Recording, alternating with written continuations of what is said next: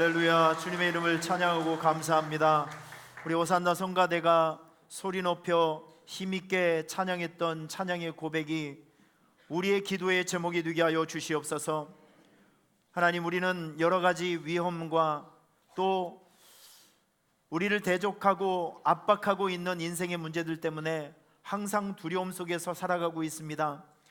하나님의 존재가 이 모든 두려움에서 우리를 건지시는 희망의 소리가 되게 하여 주시옵소서. 오늘도 하나님의 귀한 말씀을 들을 때 깨달음이 있게 하여 주시고 마음의 평안함이 있게 하여 주시고 새로운 삶의 목표로 인해서 우리가 더욱더 예리해지는 축복의 시간이 되게 해 주옵소서. 예수님의 이름으로 축복하며 기도하옵나이다. 아멘. 우리 하나님의 말씀 같이 보도록 하겠습니다.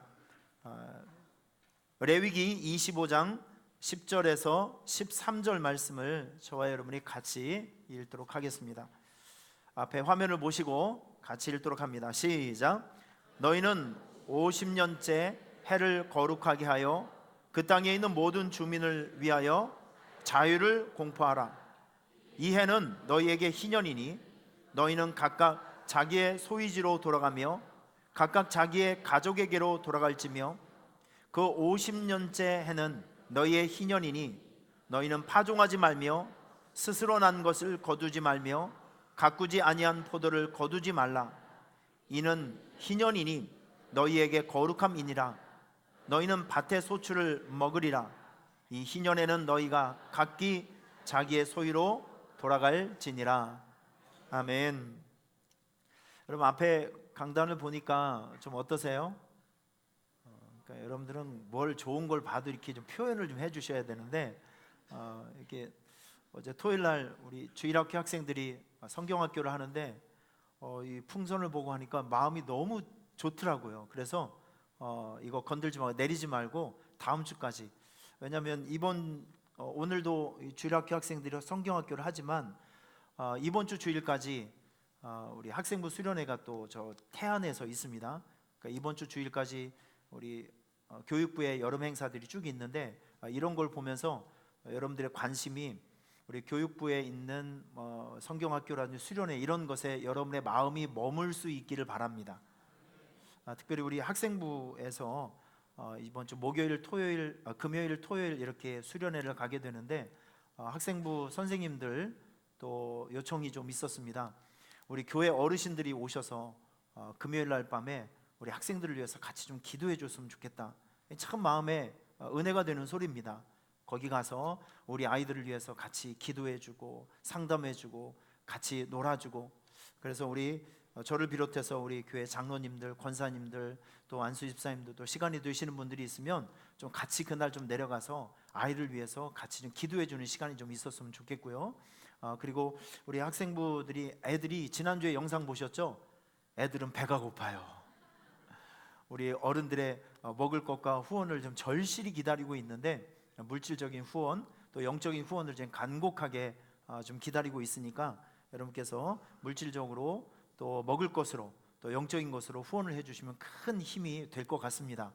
여러분 기억해 주시면서 좀 많이 도와주셨으면 너무 좋겠습니다. 오늘 제가 이제 설교를 이거 준비하면서 여름 극복을 위해서 우리 시리즈 설교 두 번째를 이렇게 하는데, 지난주에 참 마음이 기뻤어요.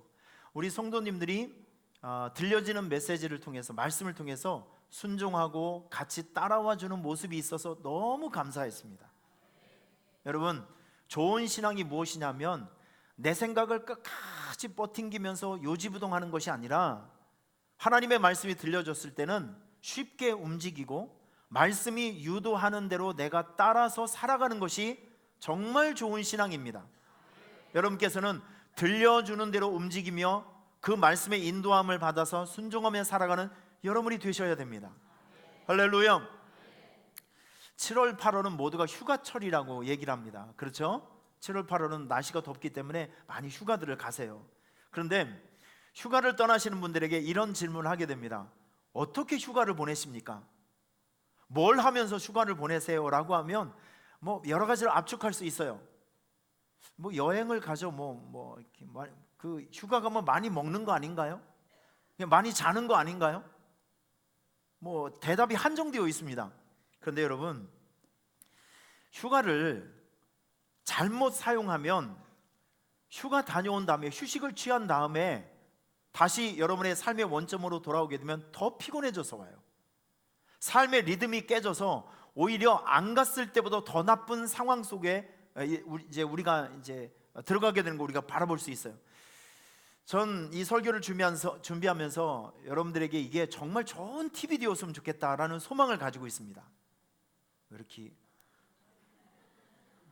저를 실망시켜 주지 마시길 바랍니다. 여러분 정말 잘 쉬셔야 돼요. 바라기는 여러분의 휴가와 휴식이 희년이 될 수 있기를 바랍니다. 희년, 이걸 만드셔야 돼요.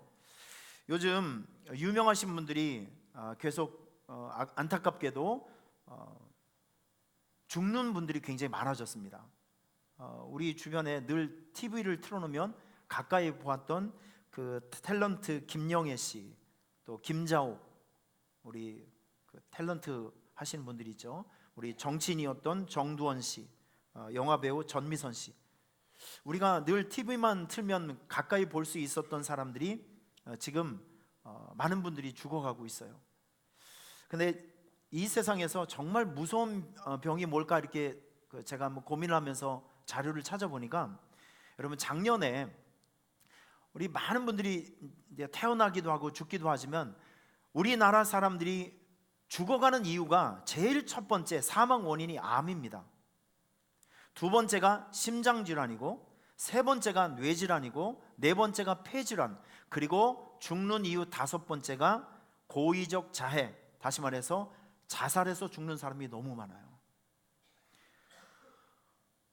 작년에 자살로 인해서 죽은 사람이 무려 13,000명이 됩니다.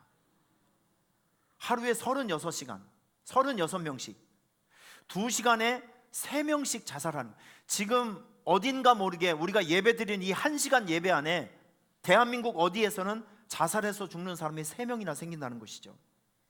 여러분, 암과 이 자살의 공통점이 있습니다. 두 가지 공통점. 첫째, 스트레스와 피곤. 너무 극심하게 스트레스를 받고 피곤함이 있으면 암에 걸리기도 하고 자살을 한다는 것이죠.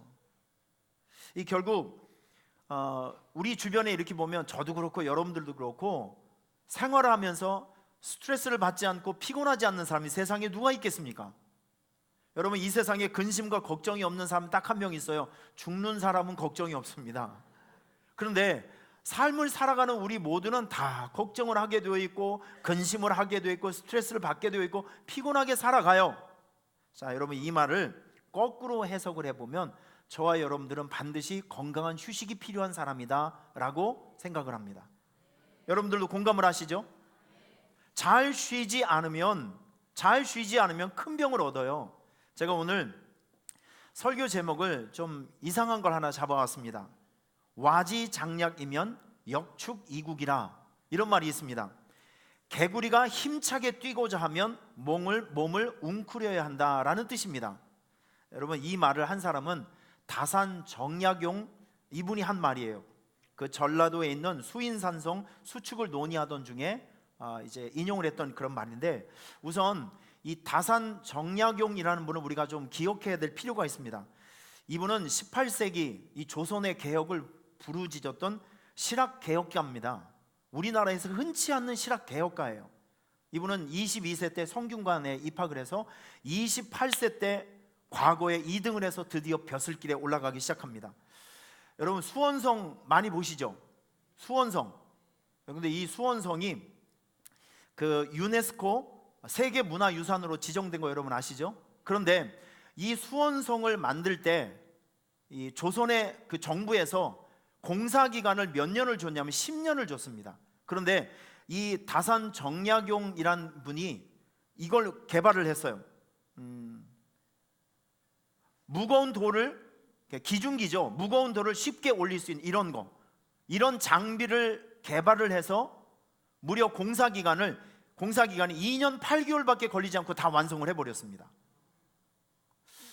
다시요. 2년 8개월밖에 안 걸렸다니까요. 굉장히 대단한 겁니다, 이거. 이 수원성이 그래서 이 다산 정약용의 활약으로 인해서 이렇게 견고하게 또 이렇게 어려운 공사를 쉽게 또 할 수 있게 되었어요. 이분은 이 수용성이 굉장히 강해서, 모험심도 강해서, 다산 정약용 이분이 천주교 신자입니다. 그래서 이 천주교 신자라는 이유 때문에 또 유배를 당해서 그 유배지에서 18년을 지나면서 이분이 백성들의 아픔을 자기가 몸소 체험하면서 백성들을 잘 살게 하기 위해서 여러 가지 책을 썼는데 18년 동안 써낸 책이 무려 500권이 넘습니다. 그래서 그 유명한 목민심성, 그리고 경세유표, 마가회통, 이방강역고, 뭐 생전 처음 듣는 이야기예요. 근데 이분이 다 지으면서 이게 다 백성들을 잘 먹게 하고 잘 살게 하는 아이디어, 누구도 생각해내지 못했던 이런 일들을 이제 적어내면서 조선의 개화를 위해서, 개혁을 위해서, 변화를 위해서 끊임없이 노력했던 분이 이분입니다. 그런데 이분이 귀향을 가기 전에 이 전남 강진에 있는 수인산성 수축을 위해서 많이 주장을 했어요. 그런데 정부 요직에 있었던 사람들이 다 반대를 하는 거예요. 아니, 산성을 지어서 뭐 하냐, 그 산꼭대기에 산성을 지으면 재정 낭비, 인력 낭비, 지금 우리나라는 그런 거 할 때가 아니다라고 막 비판을 했습니다. 이때 다산 정약용이 이런 얘기를 했습니다. 산성을 만들지 않으면 적군이 쳐들어왔을 때 군사훈련을 받지 않는 백성들은 몸을 숨길 장소가 없다, 떼죽음을 당한다. 산성을 만들어야 혹시 전쟁을 해서 우리가 위험에 빠지게 되면 산성문을 걸어 잠그게 되면 군사들이 피할 수 있고 백성들도 피할 수 있고, 그리고 피한 그 산성에서 다음 싸움을 어떻게 해야 되는지 전략을 만들 수 있다. 그래서 오히려 이렇게 산성을 만드는 것은 낭비가 아니라 오히려 적군들을 이길 수 있는 우리의 최선의 전략이 될 수 있다, 이런 걸 설명해 주면서 와지장약이면 역축이국이라, 개구리가 힘차게 뛰고자 하면 몸을 웅크린다, 이런 말로 설명을 했다는 거예요. 자, 여러분, 저는 이 내용을 제가 읽으면서 무엇이 느껴지냐면, 저와 여러분들이 지금 함께 다루고자 하는 이 휴식, 쉼, 이거는 낭비가 아니라 여러분의 인생을 회복시킬 수 있고 재충전할 수 있는, 다시 말해서 웅크린 개구리가 더 멀리 뛸 수 있듯이 여러분들에게 있는 이 휴식과 쉼은 오히려 더 강력하게 성장해낼 수 있는 예비 동작이 될 수 있다는 거예요. 제가 이게 너무 먼 거리를 돌아왔죠. 이게 크게 좀 설명을 했는데, 이만큼 저는 여러분들에게 우리가 흔하게 생각할 수 있는 이 휴식이라든지 휴가라든지 쉼, 이런 주제가 여러분들에게 가벼운 주제가 되지 않기를 바랍니다. 굉장히 중요한 주제예요. 잘 쉬어야 잘 살 수 있습니다. 따라하겠습니다. 잘 쉬어야 잘 살 수 있습니다. 여러분만 외워보세요. 시작. 맞아요. 잘못 쉬면 오히려 그것이 독이 됩니다. 그런데 잘 쉬면 보약이 될 수 있어요. 오늘은 그런 지혜를 배우는 날입니다. 오늘 본문 레위기 25장을 보면 참 재미있는 한 가지 제도가 나옵니다. 희년 제도예요. 희년 제도. 여러분, 이 희년은 오늘 본문에 나와 있죠. 50년째가 되는 해, 50년째가 되는 해는 묶인 것이 풀어지는 겁니다. 이게 진짜 멋있는 제도 같아요. 보세요. 희년의 나팔 소리가 빵빵빵 울리게 되면 노예 증서가 없어집니다. 노예로 살던 사람이 희년의 나팔 소리와 함께 노예 증서가 없어지면서 노예가 이제는 일반인이 되는 거예요. 다 풀려나는 것입니다. 죄수는요, 감옥에서 나올 수 있습니다. 그리고 많은 빚에 고통을 당하고 있는 사람은 이제 빚이 제로가 됩니다. 빚을 탕감받는 거죠.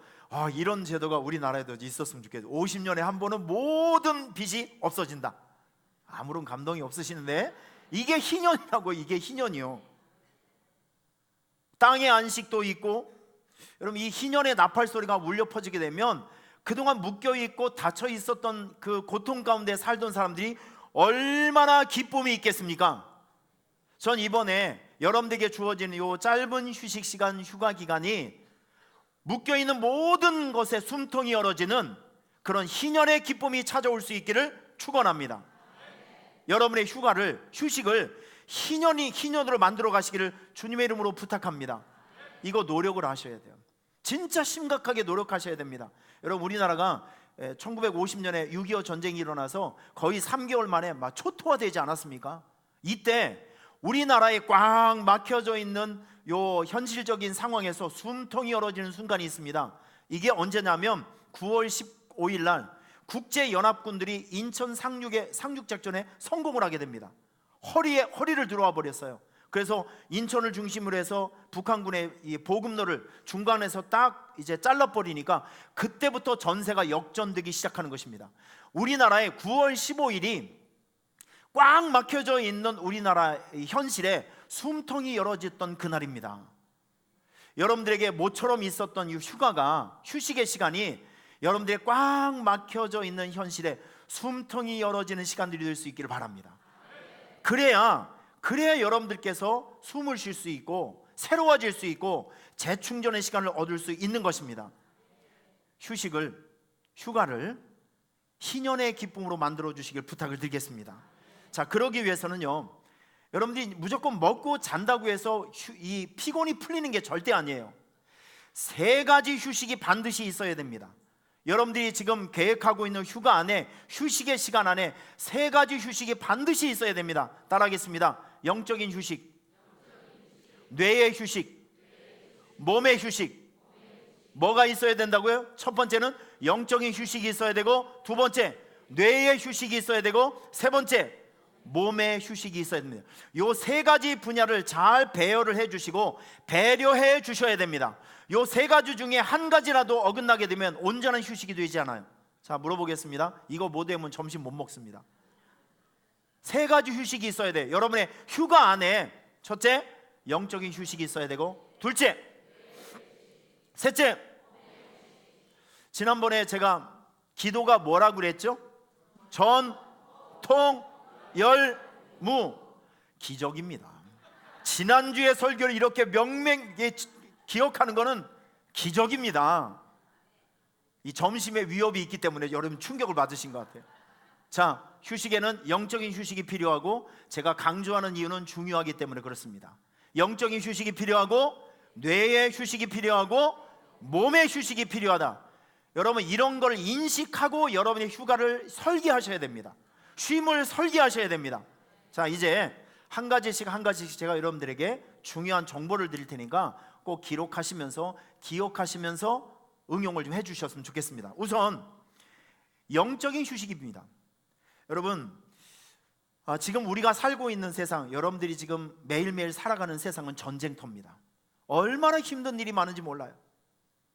힘든 상황을 극복해내기 위해서, 싸워보기 위해서, 뭔가 이루어내기 위해서 저와 여러분들은 정말 몸부림치며 살아가고 있어요. 그러니까 우리의 삶의 현장은 다 전쟁터입니다. 여러분, 육신적인 전쟁만 있는 것이 아니라, 경제적인 전쟁만 있는 것이 아니라, 우리는 죄와 싸워야 돼요. 유혹과 싸워야 돼요. 마귀와 싸워야 됩니다. 이런 치열한 영적인 전투를 하다 보니까 저와 여러분들 영적으로 고갈되어 있는 상태예요. 뭔가 비어 있는 상태입니다. 그런데 여러분, 영적으로 휴식이 되기 위해서는요, 영적인 음식이 우리에게 들어와야 돼요. 다시 말해서 우리에게 영적인 휴식이 되기 위해서는 영적인 은혜가 우리에게 들어와야 됩니다. 그래야 영적인 휴식이 되는 거예요. 자, 여러분들에게 전 두 가지를 제안해 드립니다. 첫째, 우선 노트를 한 권 사세요. 저같이 대학 노트를 하나 사세요. 이렇게 큰 거. 조그만 수첩은 많이 못 적어요. 이렇게 좀 보기도 불편하고. 그런데 이 대학 노트는 쓰기도 편하고 좋습니다. 이렇게 일단 오늘 집에 가셔서 무조건 대학 노트를 하나 사세요. 아시겠죠? 이거 2,500원짜리입니다. 표지도 좀 빳빳하고 종이 질도 좋은 걸로 이렇게 좀 사세요. 사서 뭘 하시냐면 야고보서를 선택하셔서, 여러분 야고보서는 5장밖에 되지 않습니다. 그거를 휴가 기간 동안에 한번 쓰는 거예요. 자, 여러분 저를 한번 보세요. 일단 여러분께서 성경 챕터 하나를 딱 고르셔야 되는데, 뭐 레위기나 시편이나 이사야 이런 걸 하다 보면 시험당해서 넘어지고 자빠져요. 이거 끝까지 못 써요. 그러니까 만만한 상대를 고르는 겁니다. 그런데 제가 이 야고보서를 권면해 드리는 이유가 있어요. 야고보서는 예수님의 동생 야고보가 이제 썼는데, 여러분 이 야고보서는요 굉장히 우리에게 아주 신앙생활에 실생활에 도움이 되는 주제들을 많이 다루고 있어요. 그러면서 읽는 즉시 이해가 돼요. 야고보서는 읽는 즉시 마음에 감동이 오고, 이런 거였었네, 어머나 세상에 이런 거였었네. 여러분 제가 몇 가지 힌트를 좀 드립니다. 우리 예수 믿는 사람들에게 시험이 있을까요, 없을까요? 좋은 말 할 때 빨리 대답해 주세요. 고난이 있을까요, 없을까요? 맞습니다. 예수 믿는 사람도 고난도 있고 시험도 있어요. 그런데 야고보서를 보면 예수 믿는 사람들에게 있어서 시험과 고난의 의미가 무엇이냐, 이런 걸 설명해 주기도 합니다. 그리고 참된 예배가 무엇인지, 그릇된 예배가 무엇인지를 가르쳐줘요. 또 온전한 믿음이란 무엇이냐, 여러분 야고보서 2장 17절 유명한 말씀이죠. 행함이 없는 믿음은 그 자체가 죽은 것이다. 온전한 믿음이라는 것은 행동이 있어야 된다. 그리고 지난주에 말씀드렸죠. 여러분 이 끝부분에 가보면 무엇을 다루냐면 영적 타락이 무엇인지, 세속화가 무엇인지, 그리고 기도의 중요성이 무엇인지, 이런 것들을 야고보서가 아주 상세하게 우리를 가르쳐주고 있습니다. 이런 야고보서를 읽는 것도 중요하지만 일단 한번 써보세요. 쓰면 은혜가 됩니다. 쓰면 깨달음이 생겨요. 그러면 이런 걸 적으면서, 이런 걸 말씀을 적으면서 마음에 감동이 되고 깨달아지는 것이 있어요. 그러면 지금 우리 교회처럼 한쪽은 까만 볼펜, 한쪽은 빨간 볼펜. 저는 왜 이렇게 친절한지 모르겠어. 아주 그냥 내 흠이 있다면 이게 너무 친절한 거야. 아주 그냥 이런 볼펜을 사셔서 쓸 때는 까만 글씨로 쓰지만 뭔가 감동이 있고 내게 다 전해지는 말씀이 있으면, 여러분 이런 것들을 빨간 거로 딱 하면서 여기서 깨달아진 거, 여기서 느껴진 것을 한번 기록해 보세요. 생각은 없어지지만 기록은 없어지지 않습니다. 이번 여름 휴가 기간 동안에 야고보서를 한번 쓰면서 여러분들이 여기서 얻어지고 깨달아지는 것만 잘 모아놔도 배가 든든할걸요? 이게 영적인 휴식이라는 거예요. 여러분 이것을 꼭 한번 실천해 주시길 바랍니다. 그리고 저는 여러분들에게 한 가지 더 권면해 드리고 싶은 것이 있어요. 이번에 여러분께서 시간을 좀 내셔서 한국 기독교 역사 탐방을 한번 해보셨으면 너무 좋겠습니다. 이게 의미 있어요. 아직 양화진을 안 가보신 분들은 이번 기회를 통해서 저 서울 양화진 사진 한번 보여주세요. 우리나라 조선에 오셔서 순교당하신 수백 명, 수천 명의 선교사님들이 있어요. 양화진을 가보면 양화진의 그 역사라든지 선교사님의 삶들을 이렇게 영상으로도 보여주고 설명도 해주고, 거기 가보면 수백 개의 우리 선교사님들의 무덤이 있어요. 이분은 몇 년부터 몇 년까지. 그런데 제가 거기서 이렇게 무덤을 이렇게 보면서 참 놀란 것은 10살 아래의 선교사님 자녀들이 굉장히 많이 있다는 거예요. 여러분 그분들은 우리는 인종도 다르고요, 눈빛도 다르고 얼굴 색도 다르고 피가 한 방울도 섞이지 않는 사람들이에요. 그런데 그분들이 하나님의 부르심으로 이 지구상에서 가장 불쌍하고 어려운 사람들이 살고 있는 조선 땅에 와서 남편이 죽고 아내가 죽고 자녀가 죽어가면서도 우리나라를 위해서 섬겨준 그분들의 신앙의 발자취를 그냥 한번 이렇게 구경만 하고 지켜만 봐도 여러분의 마음속에 채워지는 은혜가 있어요. 이번에 그런 거 한번 해보세요. 이게 휴가가 지나고 나면 그 채워진 은혜 때문에 오히려 든든해질 것입니다. 아멘. 이게 바로, 이런 것들이 바로 영적인 휴식이라는 거예요. 오후에도 몇 가지 더 말씀을 드리겠습니다. 자, 그리고 또 한 가지 여러분들에게 좀 특별히 강조하고 싶은 부분이 있어요. 제가 지금부터 설명해 드리는 것을 잘 여러분에게 적용시켜 가면서 제가 묻는 말에 한번 대답을 한번 해보시죠.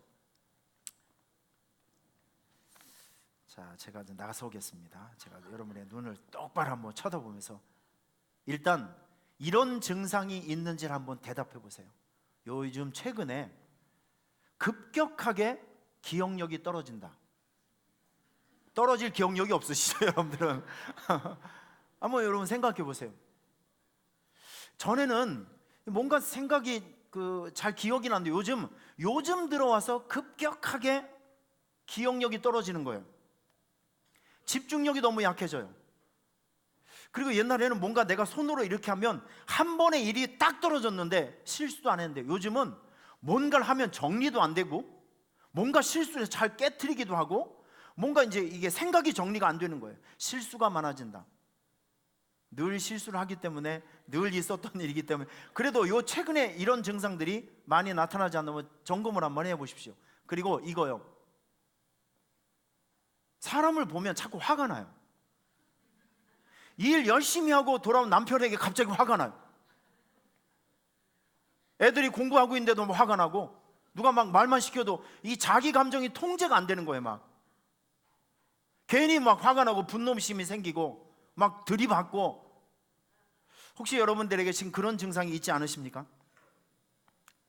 잠을 일단 많이 잤는데도 개운하지 않고 늘 막 피곤해요. 그런 증상이 없으신지.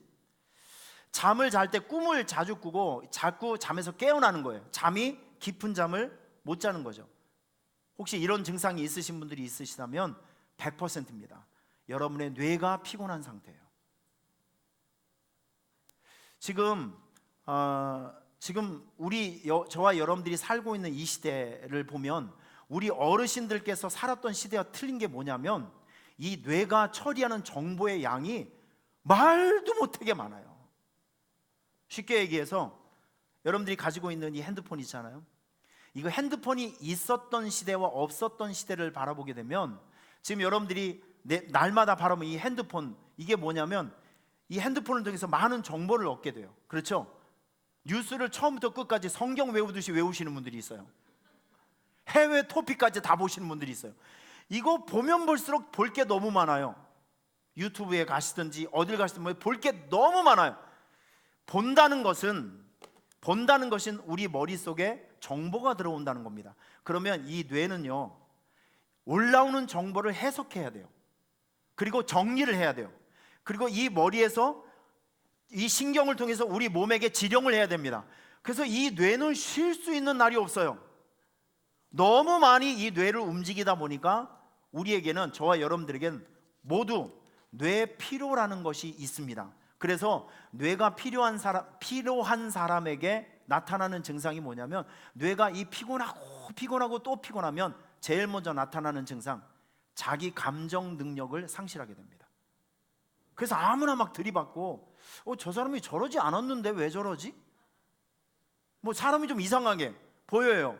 돌출 행동을 하고. 그러면 여러분, 그 사람이 변한 게 아니라 저 사람은 지금 뇌가 필요한 상태다. 그래서 그 사람을 데리고 그 냉동고에 머리를 좀 이렇게 집어넣었다 이렇게 꺼내줘야 돼. 뇌의 온도를 좀 낮춰줘야 됩니다. 뇌의 피로를 풀어주셔야 돼요. 집중력도 약해지고, 그리고 판단을 잘 못하게 됩니다. 뭔가 실수를 자꾸 하게 되고, 그리고 늘 만성 피로 때문에 짜증스러운 날을 살게 된다는 거죠.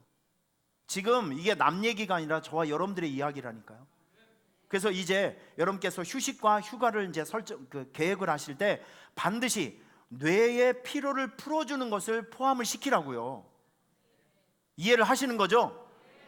그냥 놀러 가고 그냥 잠자고 이런 게 휴가가 아니라 영적인 휴식이 필요하고 뇌의 휴식이 필요합니다.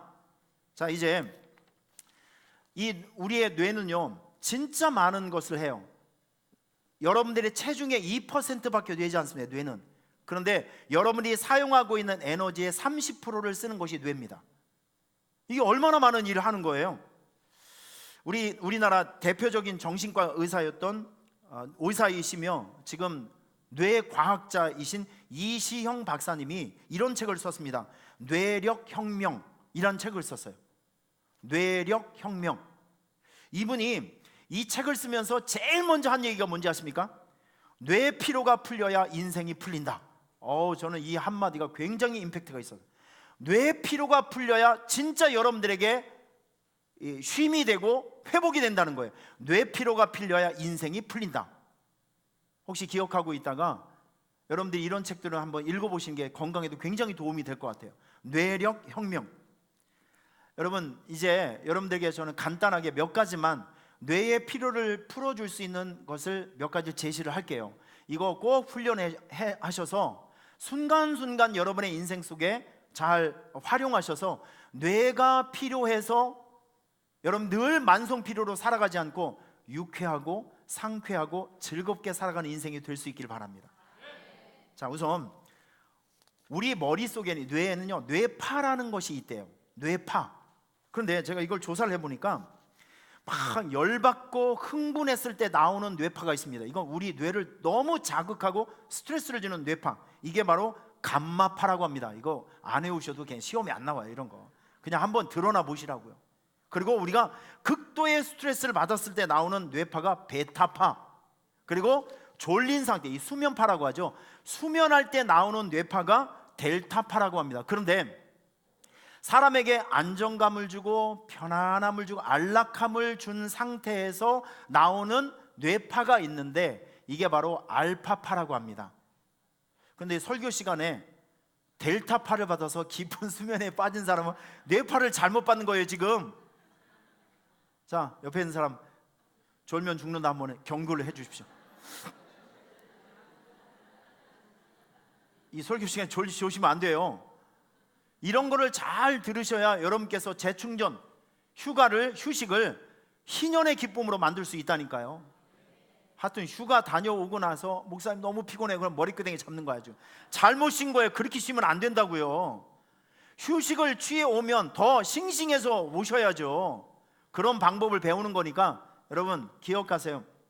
여러분의 뇌파에 알파파가 많이 나와야 우리 뇌에 필요한 것들이 없어진다고 합니다. 그러면 이 알파파를 어떻게 만들 수 있냐, 이걸 많은 과학자들께서 연구를 한 것이 있어요. 자, 우선 여러분들이 일상을 살아가면서 이거는 제가 그 설교를 준비하면서 일주일 동안에 제가 여러 번 제 자신에게 임상 실험을 해봤더니 효과가 있어요. 여러분, 저는 설교를 하는 사람이잖아요. 창작을 해야 돼요. 여러분들이 창작의 고통을 아십니까? 이게요, 저는 이제 쉽게 얘기해서 작가라고 하면 저는 원고 마감일이 있잖아요.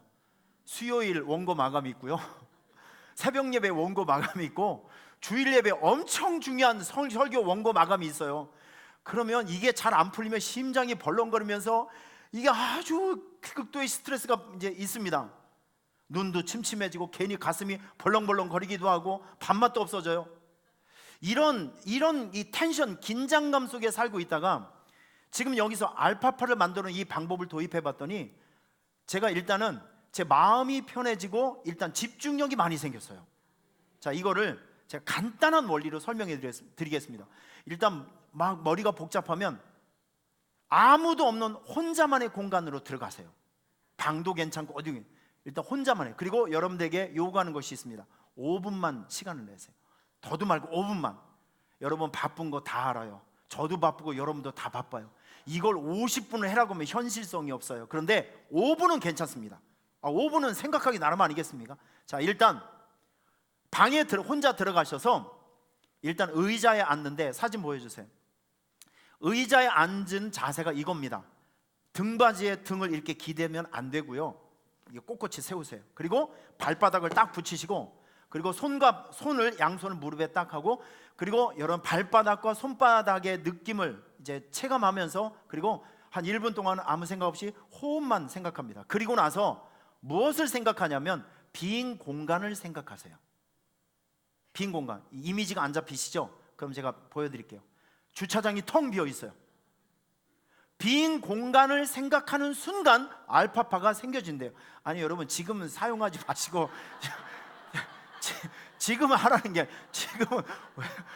지금 벌써 눈 감고 막 하시는 분, 아니 지금 이거는 원리를 배우시고 머리가 복잡할 때 이거 한번 기억해 보시면서, 자 다음, 이렇게 빈 공간을 생각하시는, 이런 방법을 과학적으로 이제 만들어내신 분들이 많은 것을 실험한 끝에, 사람은 이미지 속에 빈 공간을 생각하는 순간 이상하게 사람들 마음속에서 우리 뇌를 식혀주는 알파파가 생겨진다는 것을 발견하게 된 거예요. 빈 공간을 딱 생각하시면서, 그리고 난 다음에 여러분 마음속에 가슴에 이렇게 숨을 쉬면서 이런 생각을 하세요. 한번 따라해 보실래요? 아름답다, 감사하다, 잘 되고 있어, 하나님이 내 손을 붙잡고 있어. 이렇게 편안한 언어로 여러분들의 마음을 좀 위로해 주시면 알파파가 꽃배기로 나오기 시작합니다. 이렇게 이런 알파파에 여러분의 필요한 뇌를 조금이라도 노출시키면 여러분의 뇌의 피로 도수가 금방 이렇게 뚝 떨어져요. 5분만 투자해더라도 심장 울렁증이 가셔지게 됩니다. 감절 조정 능력이 생겨지게 돼요. 집중력이 생겨지게 되고요. 그리고 생각이 정리되기 시작합니다. 제가 설교를 하면서, 준비를 하면서 이런 걸 제가 그전에는 의자에 그냥 무조건 오래만 앉아 있었는데, 이런 걸 중간중간 한번 해보니까 와, 오래도록 싱싱하게 많은 작업을 할 수 있는 능력이 생겨지게 되더라고요. 여러분, 이런 것들을 이 마음 훈련이라고 하는 거거든요. 묵상이라고 하는 거거든요.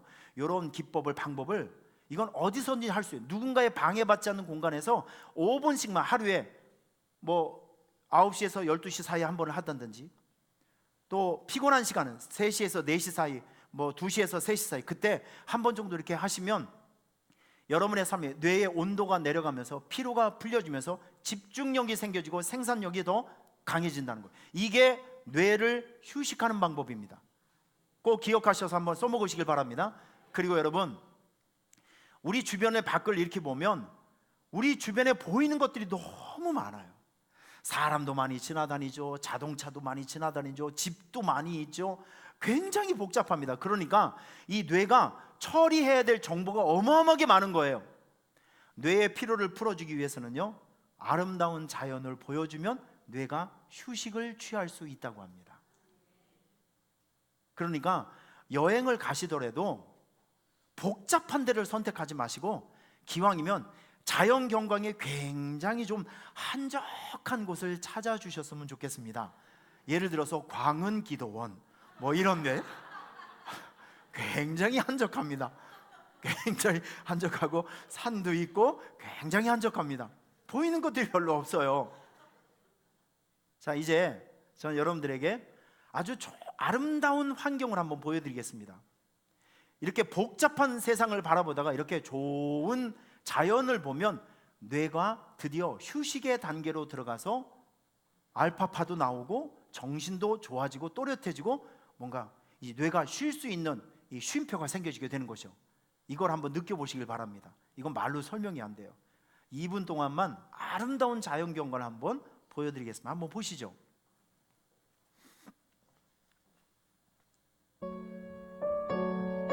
그냥 한번 보세요. 이게 좋다 나쁘다를 평가하지 마시고 그냥 자연을 한번 보세요. 저런 아름다운 자연 경관을 보는 것이 뇌가 휴식하는 시간입니다.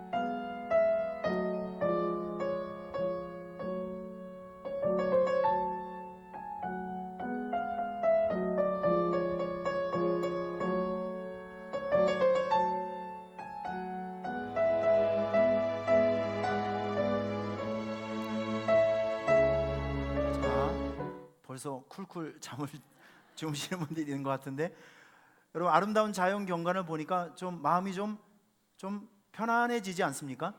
이런 자연 경관을, 좋은 자연 경관을 보는 것이, 그런 순간들이 뇌가 휴식하는 시간이에요. 이번에 여러분께서 휴식을 설계하실 때 반드시 영적인 휴식을 배려해 주시고, 그리고 뇌가 휴식할 수 있는, 필요한 뇌가 휴식할 수 있고 쉼을 얻을 수 있는 이런 것들을 세팅을 좀 해주셔야 됩니다. 뭔 얘기인지 아시겠죠? 아까 말씀드렸던 마음 훈련, 묵상하는 거 하루에 한 두세 번씩만, 5분씩만 투자해 주시면 여러분 뇌압도 내려가고, 그리고 뇌가 받는 스트레스를 급격하게 다운시킬 수 있어요.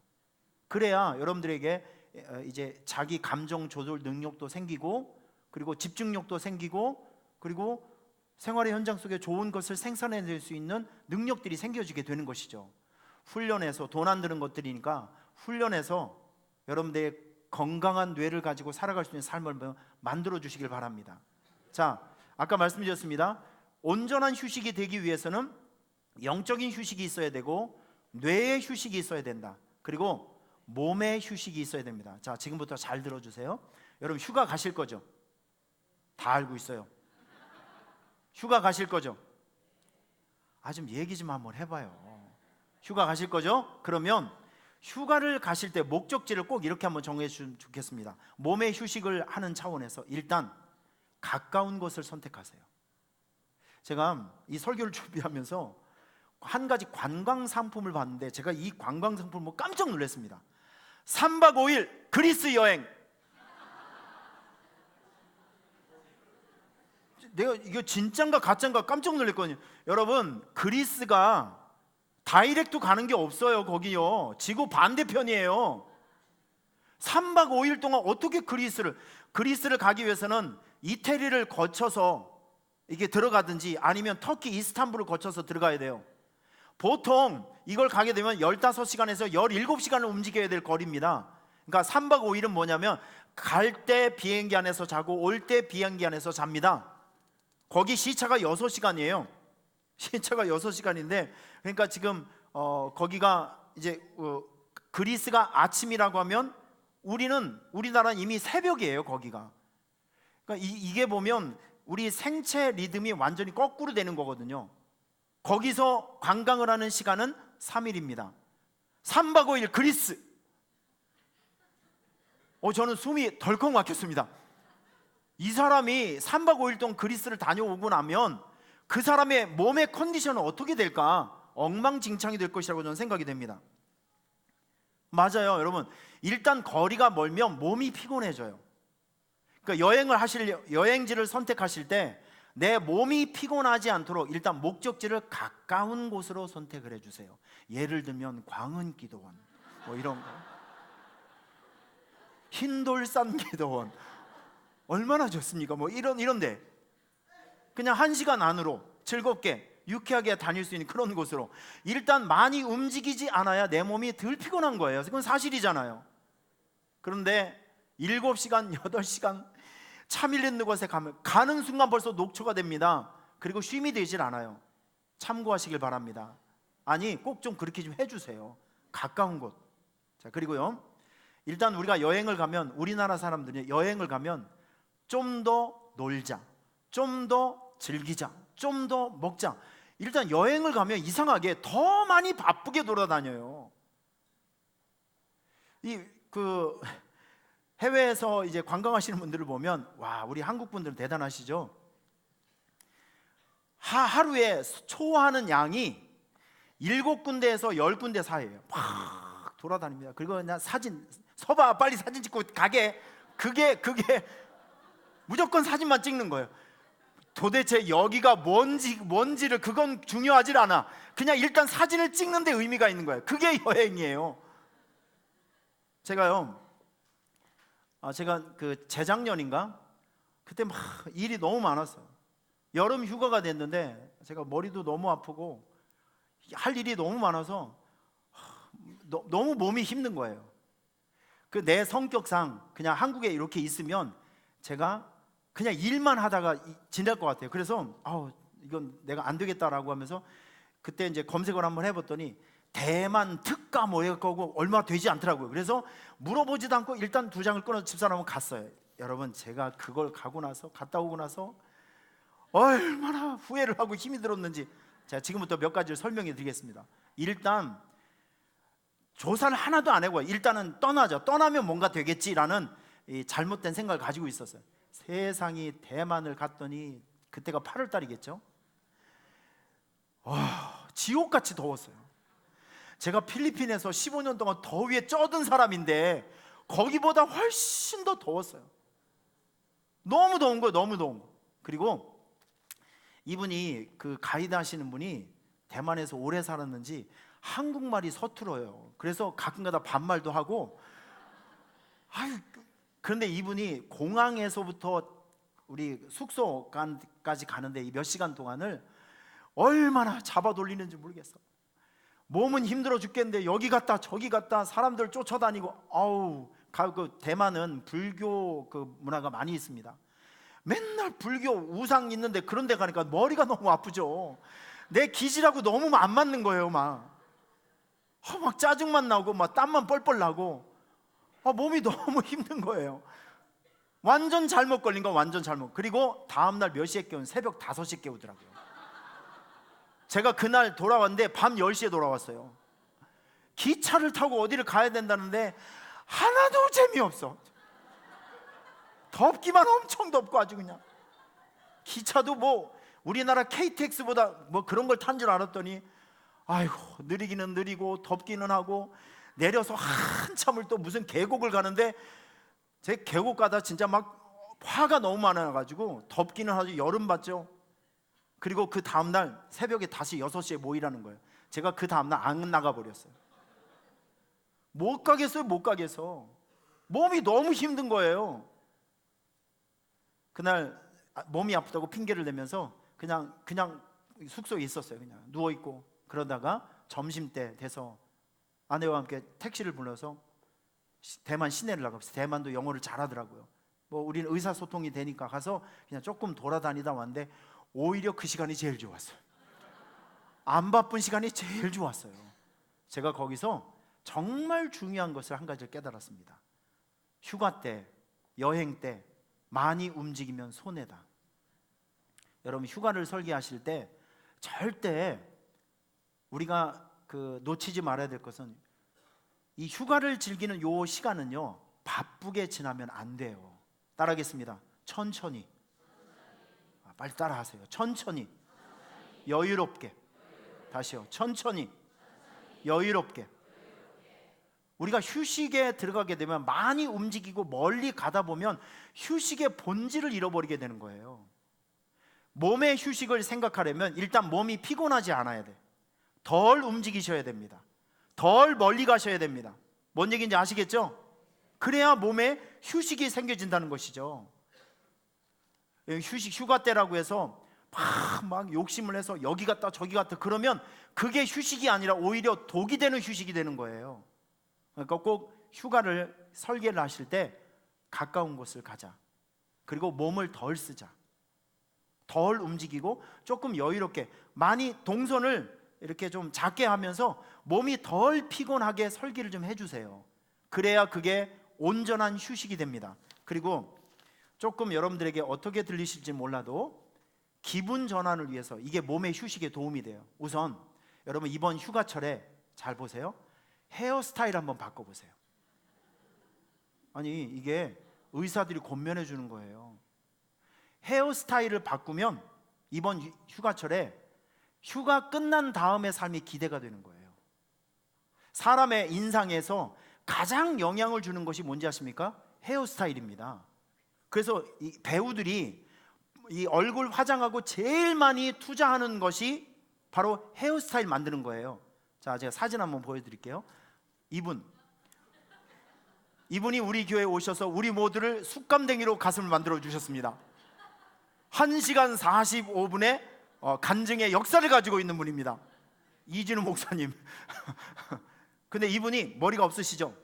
그런데 다음 사진 보시면 가발을 썼어요. 왜 이런 반응이 나오지? 더 센 반응이 나올 줄 알았던데. 다 그 전의 모습 보여주세요. 이분이 머리가 없었을 때 이런 모습이에요. 그런데 휴가 기간 동안 이분이 가발 공장을 해서 가발을 썼어요. 다음 이렇게 변했습니다. 그러면 이 몸의 컨디션이 올라가는 거예요.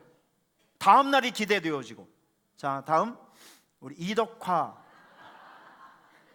이분이 지금은 이거보다 더 머리가 더 많이 없어졌어요. 근데 가발을 딱 쓰니까 다음에 이렇게 멋있어졌어요. 사람의 헤어스타일이 그렇게 중요한 것입니다.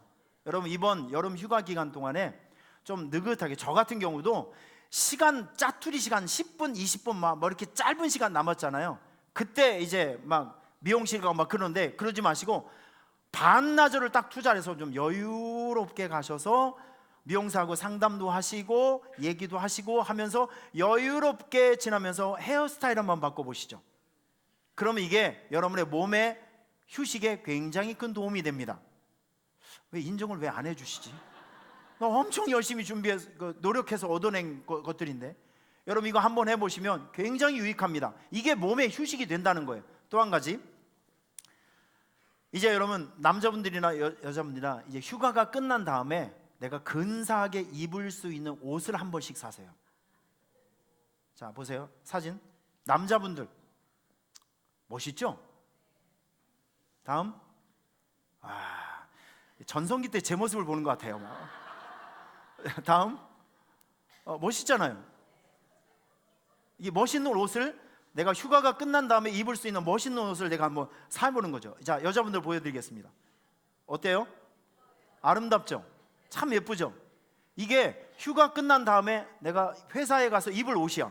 그러면 그날이 막 기다려지지 않겠습니까? 흥분되어지고. 여러분들 새 옷을 입으면 저는 어떨 때는 꿈에도 나와요. 주일날 새 옷 입으려고 그러면 막 꿈에도 나와. 그게 막 기대되어지고. 그런 게 있잖아요, 여러분. 다음. 근사하죠? 참 아름답고 이쁘죠? 이런 걸 한 가지 사는 거예요. 다음. 이게 멋있는, 이건 물론 모델이기 때문에 이런 라인이 나오는 거예요. 여러분들에게 이런 것까지 기대하지는 않습니다. 다음. 이렇게 예쁜 옷 있잖아요. 여러분들을 위해서 휴가가 끝난 다음에 입을 수 있는 좋은 옷을 여러분들을 위해서 선물 한번 해보는 거예요. 그러면 이게 몸의 컨디션을 굉장히 올려줍니다. 이게 이렇게 몸으로 휴식하는 거죠. 자, 이제 여러분 말씀을 한번 정리를 한번 해보도록 하겠습니다. 휴식을 잘 하면 보약이 되지만 휴식을 잘못 사용하면 몸에 독이 됩니다. 온전한 휴식이 되기 위해서는 제가 3가지를 말씀드렸어요. 첫째, 영적인 휴식이 있어야 된다. 두 번째, 뇌의 휴식이 있어야 된다. 셋째, 몸의 휴식이 있어야 된다. 여러분들이 휴가를 설계하실 때 이 3가지 요소를 딱 종이에 적어놓고 이런 범위 안에서 여러분의 휴가를 한번 설계해 보시길 바랍니다. 그러면 휴가 다녀온 다음에 여러분들은 더 싱싱해지고 더 건강하게 될 거예요. 기억하시길 바랍니다. 여러분, 야고보서를 꼭 노트에다 적어보시고, 그리고 성지순례를 한번 가보세요. 뇌를 휴식할 수 있는 마음 훈련을 하시고 묵상 훈련을 한번 해보시고, 그리고 좋은 자연 속에 들어가서 숨을 쉬면서 자연의 소리를 듣고 봐주시길 바랍니다. 일단 여행을 가시려면 먼 곳을 가지 마시고, 그리고 여행은 바쁘면 안 돼요. 조금 느긋하게 여유롭게 돌아다니시고, 그리고 아까 보여드린 대로 이번에 좀 느긋하게 가서 헤어스타일도 한번 바꾸시고 또 새 옷을 한번 하시면 이게 몸의 휴식이 되면서 안식이 되면서 여러분에게 생기가 되는 것입니다. 여러분의 휴식이 희년의 기쁨이 있기를 주님의 이름으로 축원합니다. 기도하겠습니다. 하나님 아버지, 참으로 고맙습니다. 오늘 여름 극복 시리즈 설교 2번째 말씀을 들었는데 잘 쉬어야 잘 살 수 있다는 큰 주제를 우리가 배우게 되었습니다.